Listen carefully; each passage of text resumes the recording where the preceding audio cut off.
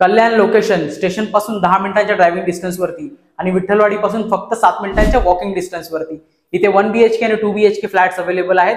प्रत्येक फ्लॅटची entry east west आहे. हा लिव्हिंग रूम तुम्ही बघू शकता किती स्पेशियस आहे. प्रत्येक रूम मध्ये पीओपी करून दिलेली आहे. लिव्हिंग रूमची अटॅच 4 फुटाची बाल्कनी,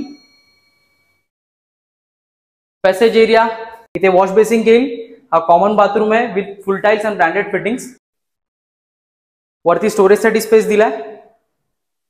हा तुमचा स्पेशियस किचन आहे. Service platform, main platform, dry balcony. या फ्लॅटमध्ये टॉयलेट बाथरूम सेपरेट आहे. आणि हा आहे तुमचा स्पेशियस बेडरूम. बेडरूमला सुद्धा अटॅच 3 फुटाची बाल्कनी प्रोव्हाइड केली आहे. इथे जर बघायला गेला तर अजून एक याच्यामध्ये व्हेरियंट आहे जो मास्टर बेडरूम वाला आहे. त्याचा कार्पेट एरिया आहे 515 स्क्वेअर फीटचा.